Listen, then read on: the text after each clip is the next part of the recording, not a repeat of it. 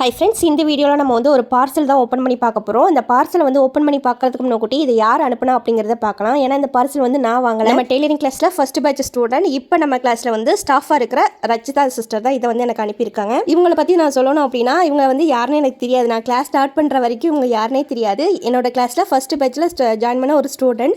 நான் வந்து first batch start பண்ணும்போதே இந்த கிளாஸில் இருந்து ஒரு நம்மளுக்கு ஹெல்ப் பண்ணுற மாதிரி ஒரு 2-3 பேரை நம்ம செலக்ட் பண்ணணும் அப்படின்னு நினச்சேன். ஏன்னா நான் மட்டும் தான் இந்த கிளாஸ் வந்து நான் ஹேண்டில் பண்ணிகிட்டு இருக்கேன். எனக்கு சப்போர்ட் பண்ணுறதுக்குன்னு யாரும் கிடையாது. அப்படிங்கும்போது நம்ம ஸ்டூடெண்ட்டில் ஒருத்தவங்களை தான் யார் ஆக்டிவாக இருக்கிறாங்க, அதே மாதிரி நம்மளை பார்க்குற மாதிரி, அதாவது நம்மளுக்கு தோணும் பார்த்தீங்களா, அப்படியே என்ன பார்க்குற மாதிரியே இருக்குது அப்படின்னு சொல்லி நம்மளுக்கு தோணும் பார்த்தீங்களா, அந்த மாதிரி எனக்கு தோன்ற ஒரு 3 பேரை நான் செலக்ட் பண்ணேன். அந்த 3 பேர்த்தில் ஒருத்தவங்க தான் இவங்க. ஓகேங்களா, இவங்களோட ஃபேஸ் கூட நான் பார்த்தது கிடையாது. இவங்களை கூட நான் ஜஸ்ட் ஒரு மரியாதைக்காக தான் சிஸ்டர் அப்படின்னு சொல்லி, அந்த ஒரு பெஸ்ட் ஃப்ரெண்ட் எப்படி இருப்பாங்களோ அதே மாதிரி தான் இவங்க எனக்கு. ஏன்னா நிறைய விஷயம் இவங்க கிட்ட இருந்து நோட் பண்ணதுனால தான் நம்ம கிளாஸ்க்கு வந்து ஸ்டாஃபாக போடுவோம் அப்படின்னு நான் நினைச்சேன். ஆனால் கடைசியில் பார்த்தா நான் நோட் பண்ணதை விட அவங்க என்னையை பற்றி நிறைய விஷயத்த நோட் பண்ணியிருக்காங்க.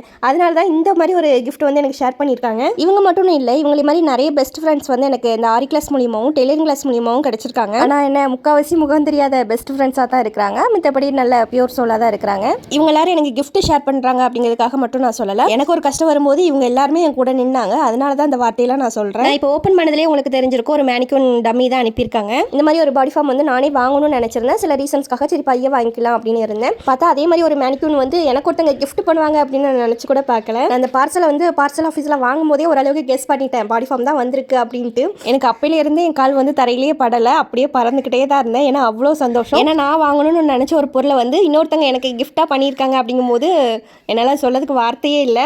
எனக்கு யாராவது ஒரு சின்ன கிஃப்ட் கொடுத்தாலே ரொம்ப சந்தோஷப்படுவேன்.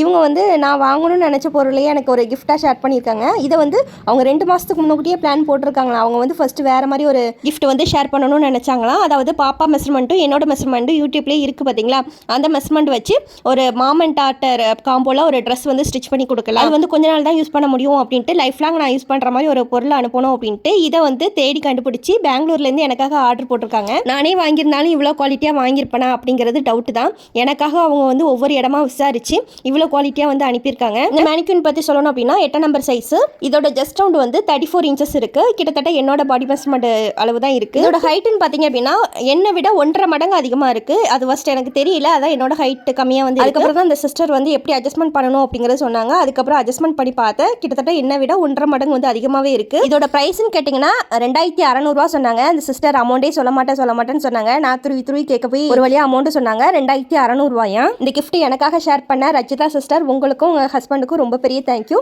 எனக்காக நீங்கள் ஒரு கிஃப்ட் ஷேர் பண்ணணும்னு நினச்சது ஓகே, ஆனால் உங்கள் ஹஸ்பண்டும் நினச்சது ரொம்ப பெரிய விஷயம். நான் உங்களுக்கு தேங்க்ஸ் சொன்னேன் அப்படிங்கிறதையும் சொல்லிடுங்க. ரொம்ப சந்தோஷப்பட்டேன் அப்படிங்கிறதையும் சொல்லிடுங்க.